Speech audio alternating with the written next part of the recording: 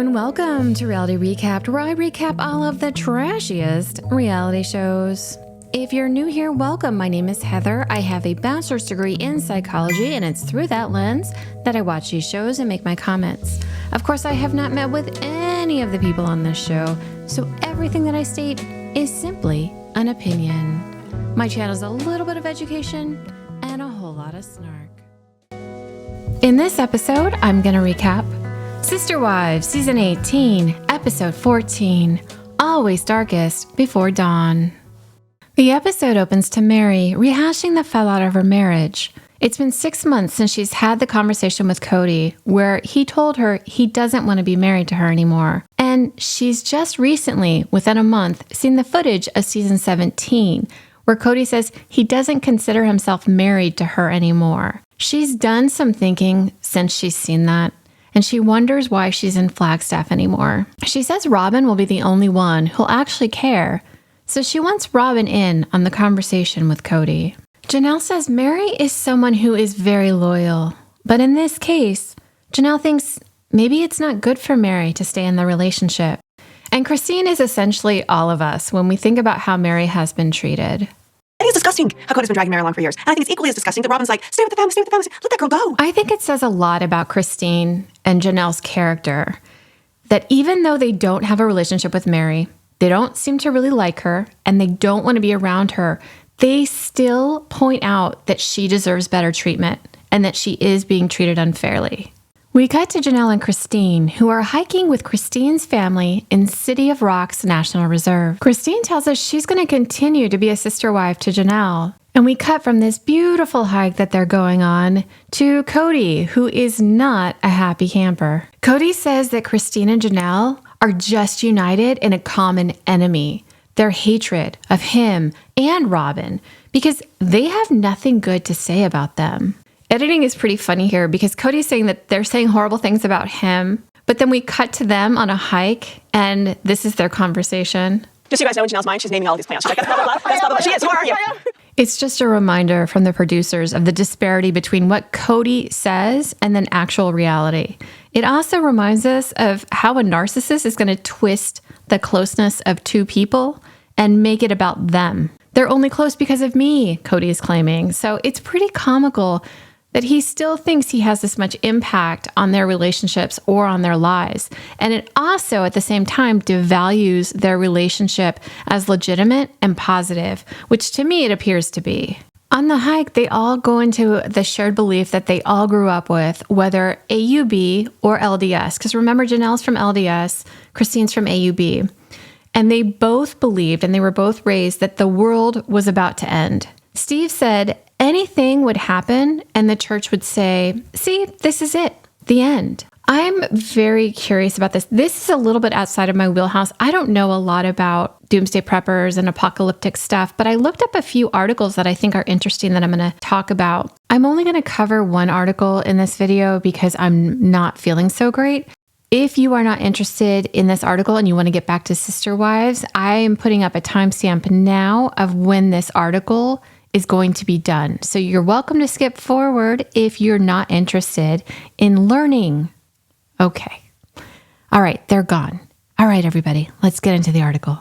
The title of the article is Apocalypse Now: Why Believers Will Grow Stronger If the World Doesn't End. In case you haven't heard, the world is about to end on May 21st. This is obviously 2011, so it's not going to end. We're all okay. According to 89-year-old radio host Harold Camping and his followers, who have been placing billboards and subway ads across the country, people must repent now and cry mightily for God's mercy in order to be raptured into heaven on Saturday, or risk being left behind as the world is racked by earthquakes, plagues, and ultimately complete destruction. The psychology behind this phenomenon applies to far more than fanatical religious behavior. It also helps explain everything from cults to the insidious influence of drug company paraphernalia. Previous studies of apocalyptic religions have explored believers' reactions when the world doesn't end as predicted. For his 1956 classic, When Prophecy Fails, Leon Festinger followed members of a UFO cult who believed that they would be rescued by a spaceship on December 21st, 1954, after which the world would end in a catastrophic flood. Before the prophecy foundered, believers had already begun preparing for the world's end quietly and with little publicity, quitting jobs or school and giving away their money and possessions. And then afterward, when their prophet, Dorothy Martin, explained that their faith had been the key to preventing the flood, the followers began a blitz of proselytizing, more convinced than ever that their beliefs were correct. What accounts for this irrational behavior? Shouldn't the failure of a very precise prediction for which they had made extreme sacrifices had prompted disillusionment and disgust, not greater commitment? Well, not according to Festinger's theory of cognitive dissonance, which predicts that the more we have given and invested in a particular point of view, the less likely we will be able to abandon it in the face of contrary evidence. It's the same cognitive process that kicks in when we are made to behave in ways that are inconsistent with our beliefs. In the face of that disharmony, we often change our beliefs to be congruent with our behaviors and self-perception. So cognitive dissonance is uncomfortable, and it leads people to seek resolution. So if we've demonstrated a commitment to something or someone, for example, the way the UFO cult members did, we become even more committed and will go so far as to change our ideas to remain consistent with that commitment and avoid any regret or sense of failure related to earlier choices. In other words, if we paid a lot for a bunch of grapes, we'll find them sweet, but if someone else gets them first, we'll believe they were probably sour anyway. Experimental studies and real-world observations have consistently supported this psychological theory.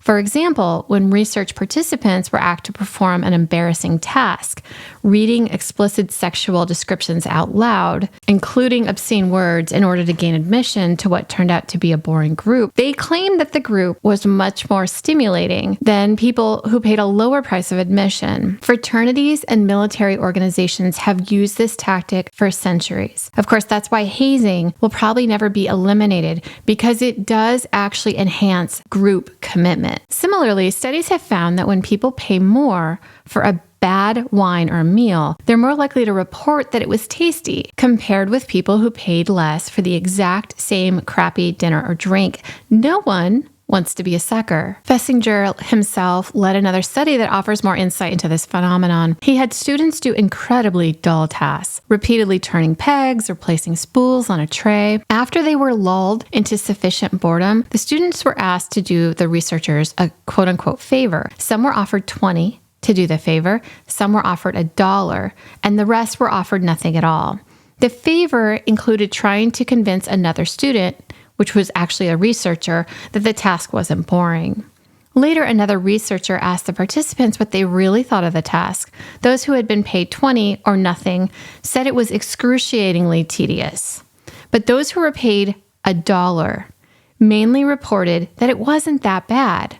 Why? People who had either been paid handsomely or not at all had no reason to rationalize their lies. They knew the task was boring, but they were either getting paid enough to say otherwise, or they were doing the researchers a genuine favor. But those who were paid only $1 were in a bind. Either they had to see themselves as being bought off cheaply, or convince themselves of what they were telling the other student, that the task was not boring. They tended to fool themselves into believing the lie. This is why when proselytizers are sent out to seek religious converts, an undertaking that has extremely low rate of success, it still works to reinforce religion. So even if the believers convince no one else to join, the act of proselytizing strengthens their own faith. Cognitive dissonance research has since been replicated in numerous settings and variations, and it has a bunch of disturbing implications. One has to do with marketing, that people think products are better when they're priced higher. High cost not only makes bad food and wine taste better, but it even works with medicines, with studies finding that brand name drugs have a stronger placebo effect.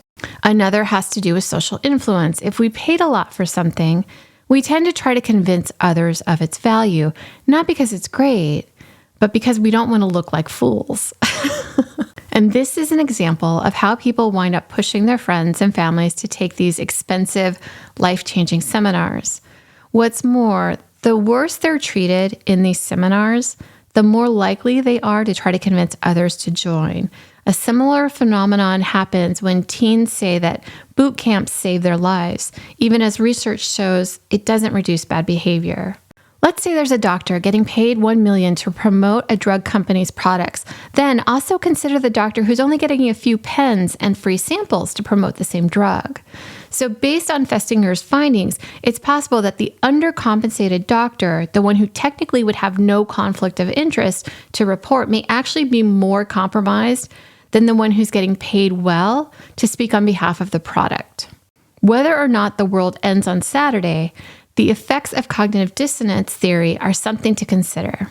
Incidentally, Camping previously predicted that the world would end in 1994, so his diehard followers have already been through this process once before. As a result of something apocalyptic on the horizon, food storage was something that was taught as well. Cody says they were storing all their food at Christine's house, but when she left, they put it in storage. Meri said she let Janelle and Christine worry about that. She could see the value of it, but she says she's not a big food prepper. Our group was teaching that the world was going to end, so don't get your college education. All women need to do is get married, the world's going to end. And this is a great example of how difficult it is to kind of just live and let live, right? There's lines, there's areas that you don't want to have a whole population uneducated because you're convinced that the world is going to end. All these people end up unprepared. Interestingly, though, Christine says that she talked to her dad about this, and her dad was in this group. He was a polygamist. Oh, Chris, that's not true. That's crazy. You gotta go to college. I'm like, oh, all right, go to college. I'm really glad that Christine's dad was like, no, don't worry about that. It's fine. And was encouraging her to go to college, which doesn't sound like that was typical within their group. Once she was married with kids, Janelle decided to go to college, and she was able to do that online. She took classes at night when her kids were sleeping, and she held down a full-time job during the day. Cody was there every third day or whatever, and she was 33 when she graduated. Robin, Meri, and Cody meet to talk about the property. Cody shows up on an ATV, a brand new ATV. And I don't know anything about ATVs, but I did search Sportsman 1000 XP, and what I came up with was a website. And it looks like Cody bought the Sportsman Touring XP 1000. That total is $15,599 before taxes. And they say this guy isn't good with money. Have you seen his ATV and pony ring? Meri says the property needs to be paid off and the land needs to be divided. Currently, Robin, Cody, and Janelle each have 4 acres. Meri has 2. She makes the very reasonable request that she have 4 acres too.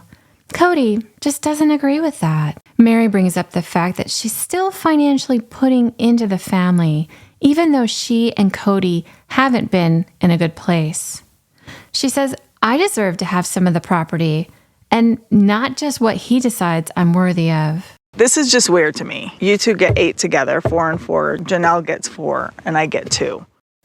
Janelle agrees with Meri, and she thinks the property should be divided fairly among them. She thinks it's time they have a real appraisal, decide what the value is, and what's fair for all 4 of them. And then just when you think you hate Cody to the max, he makes you hate him even more because his reasoning for Meri not having an equal share of property, even though she's giving money into the family pot, is that she only has 1 kid. But he has so many children. He has 18 children, and he wants to keep the lot for the pond, to keep for the whole family. He says Meri has trouble sharing resources with the rest of the family, like land and division, because she's actually significantly better with that than you are. And here's the thing. Let's say you do want to keep that pond because mean old Meri won't let other people play in the pond. He could still give Meri a total of 4 acres and still keep the lot with the pond on it. He just doesn't want to. You never know if Cody and I are going to stay together. Robin's trying her hand at a little comedy. Robin says she deserves her fourth too, and she gets lumped in with Cody all the time. Robin is planning on leaving her lot to her kids. His lots will be more about the other children, the ones he's not talking to right now. That's how I see it. Is that how you see it? Not really. How do you see it? No. You don't answer right now. Robin is clearly in charge in this relationship. She tells Cody what he can and can't talk about. She shuts down conversations when he's being too quote unquote honest to Meri. Robin doesn't even mention the disparity between what Meri is getting, Janelle is getting, and what she's getting. Meri is being shafted by her own husband, and you are sitting there talking about you deserve your fourth. Doesn't Meri also deserve her fourth? This is why Robin is a horrible person, and people that defend her, I don't understand it. She's flawed. We're all flawed. We all make mistakes. I feel like the property out of everything is a very clear-cut example of how unfair everything is and how Cody justifies his really crappy behavior depending on who is in his favor and who isn't. Robin appears to be manufacturing an argument that Cody needs these lots to leave to his children because he has so many. This drives me crazy because I believe the women would actually be much more responsible financially and would actually ensure that the kids inherited the property. Cody is going to blow it all somehow. Pony rings, ATVs, they're not cheap. The other part that isn't mentioned is that Cody's name is on every plot. So the wives are not on every plot of land. So legally, Cody owns half of Coyote Pass. We cut to Cody, who says, hey, who's to say I just don't get fed up with all this and I want to move from Flagstaff? I mean, I don't think that I will, but any one of us can go, just like Christine has. Meri repeats herself again. I was just thinking that because there are 2 more acres that you have now, that I would get 4 too, just like Janelle and Robin have. Cody's like, oh, I'm not thinking that. Look at the satisfaction on Cody's face. He's looking at Robin and he's almost laughing at Meri. How ridiculous that Meri would think that she gets a fair cut. If Robin was a good friend to Meri, she would encourage Cody to make things fair. But she doesn't care because Robin knows whatever Cody grifts from Meri, she also owns half of. So there's a huge benefit to Robin when Meri gets screwed over. Oh, I understand what he's saying. You're less than. I only have 1 child, and now but I'm not really a wife. I'm just as important as anybody else. I'm happy Meri is sticking up for herself here and at least asking the question, but why am I not getting the same thing as everybody else? And she's repeated it. So she's pushing back a little bit, which is good. But I can't imagine being in this situation and not having it have a huge impact on your self-esteem. We cut back to Janelle and Christine, visiting Christine's family. They bring up the divorce. This is all information we've heard before many times. Cody complained Christine wasn't very nice to her sister wives. Janelle and Christine say that's code for not being nice to Robin. In her confessional, Janelle says Cody used to tell her crazy stories of how mean Christine was to Robin. And this gives us some evidence that Robin was in Cody's ear and trash-talking Christine. Cody was blinded by love, and seeing Robin as someone he was supposed to protect made him assume everything that Robin said was true. And Janelle says, my boys and I have also been accused of being so mean to this one member of the family. And I think that's a pretty one-sided view of this situation.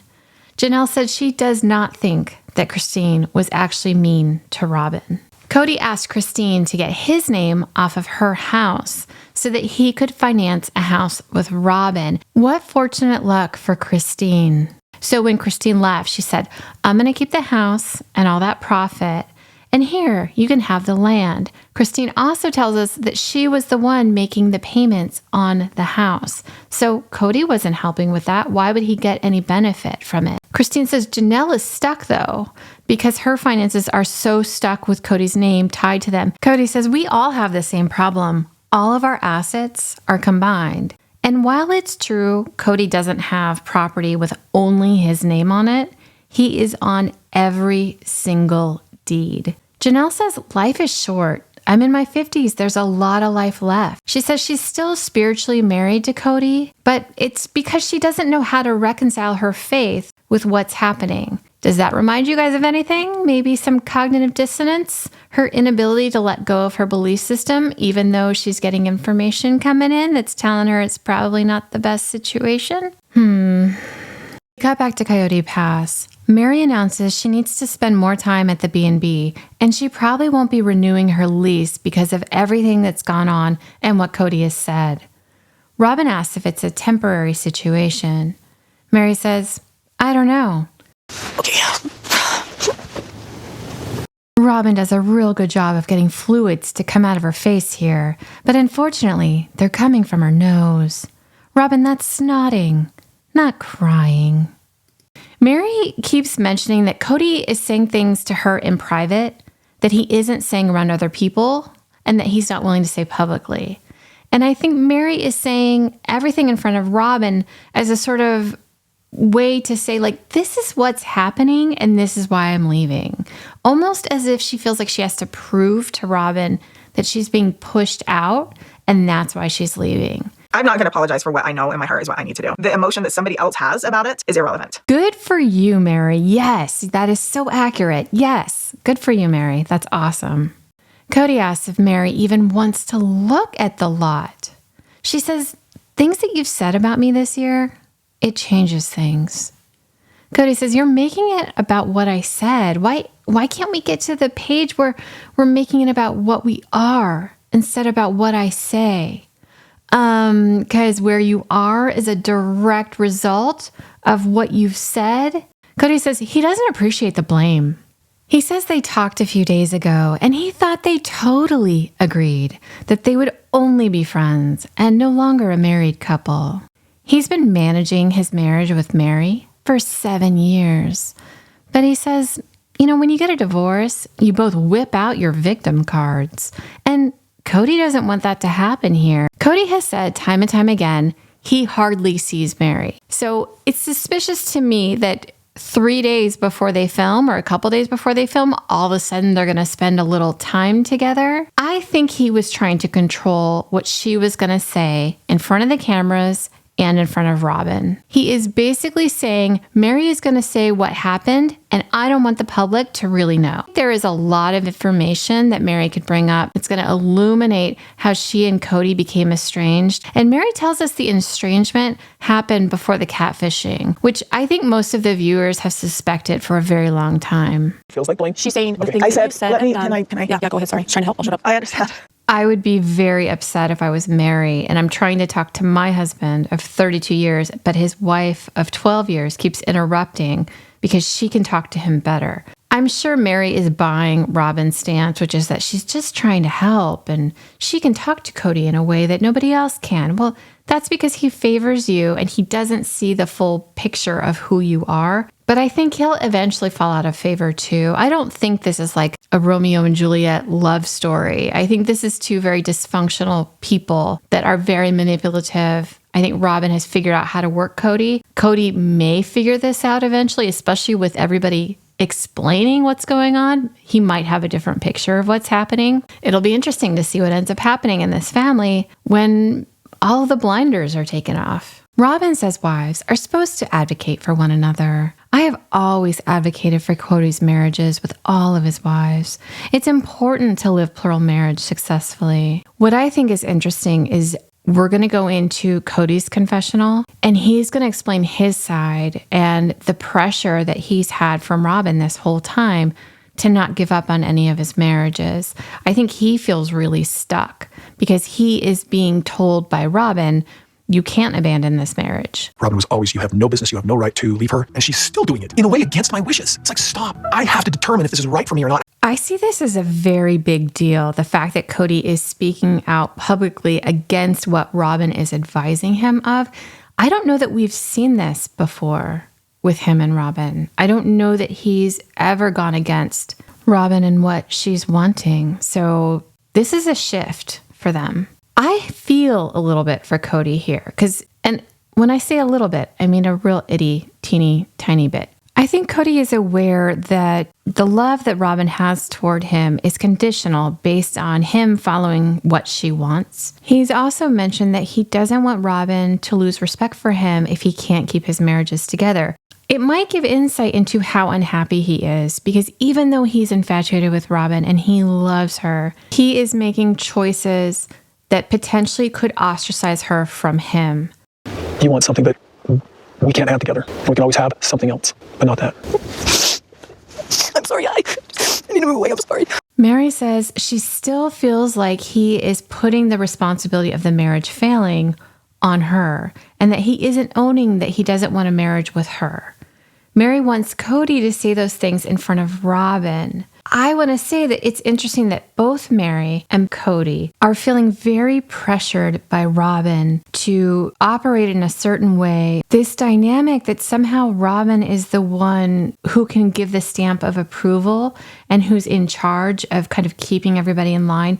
It's fascinating to me. Both Meri and Cody are pushing back against this. And I think that's why Robin is so upset. It's not about Meri leaving and she loves her. It's about the fact that she's losing control. Robin comes back and sits down. In her talking head, she says she hopes she can talk them out of it, or at least put off the decision for another day. Cody says, I'm happy that we were able to work it out, work it to a place where we are friends. Robin says to Meri, are you just going to take that? Meri says, I'm not going to make somebody act how they don't want to act. Robin says she gets that.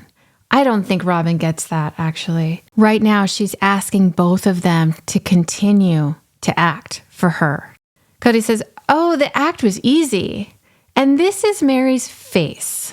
And Meri says to him, the act is obvious. Robin says, what's the act? What are you saying?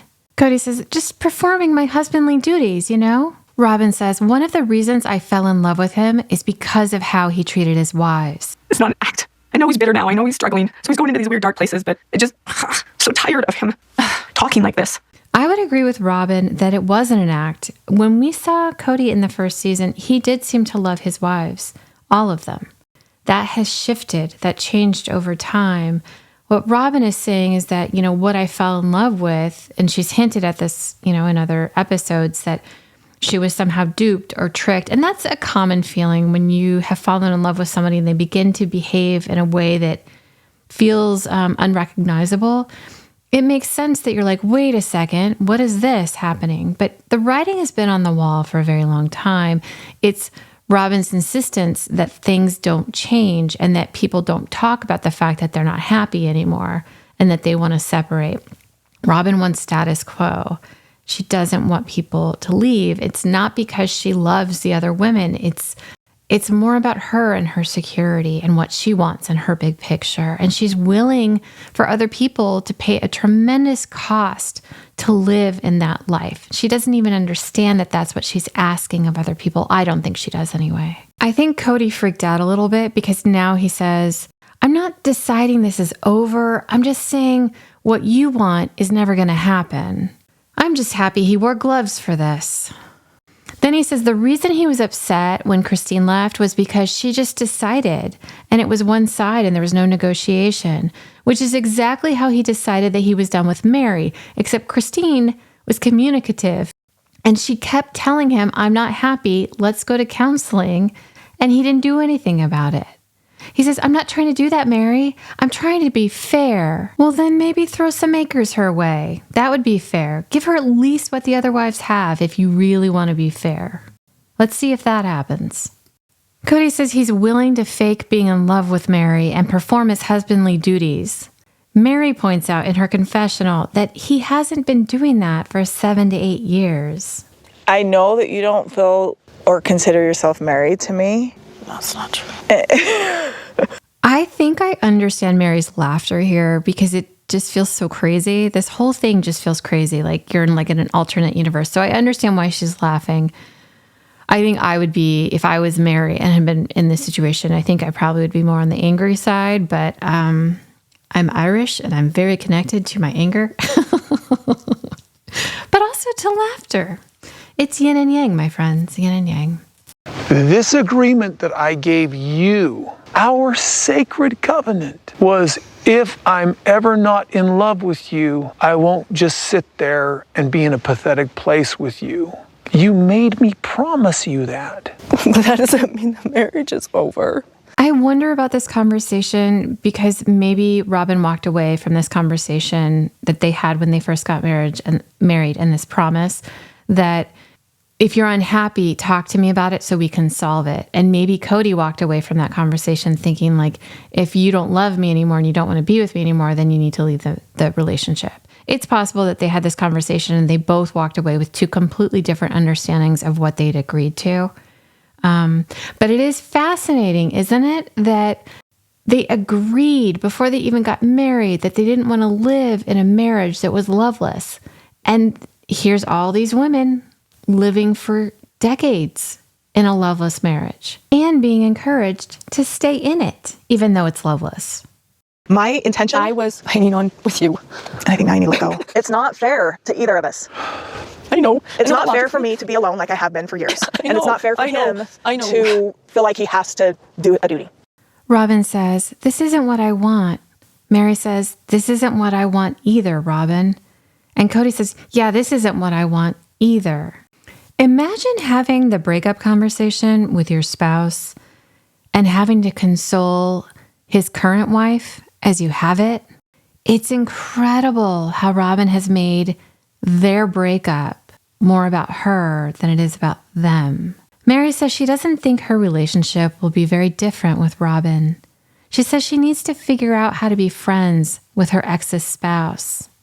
But also, if you rarely heard from Robin while you were a wife, I could imagine that once you stop putting money into the family fund, you're going to hear from her even less. Cody says, "We've agreed now." Maybe it was a waste of 7 years for Meri. I don't know, but I hope she finds some peace, 'cause I will. Great, Cody. Go find your peace. Robin says she always wanted to live plural marriage. I will just continue to spend time on my knees. Robin is trolling us right now. There's no way she doesn't know what she's saying and how that's going to be heard. Isn't that part of the problem, Robin? Robin has her final scene, the clip that's been playing this whole season about wanting to be on a porch with her sister wives, with their kids and their grandchildren. She claims to not understand what happened. She claims to not understand. I think she does understand. Next time, we're going to get to the first part of the tell-all, and it's Suki. Again, sigh. But, you know, we're gonna work our way through. I don't know how to let this go. And this isn't me just being dramatic. That's it for this week, you guys. Thank you so much for watching. If you enjoyed the video, please give it a like. If you have not yet subscribed, please take a minute to do so. It costs you absolutely nothing. It makes a huge difference on my end. We are now at 12,500 and something subscribers, which is freaking awesome. So if you haven't yet joined, there's still room. Get on the boat. Come on, come with us. Have a wonderful week. Until next time.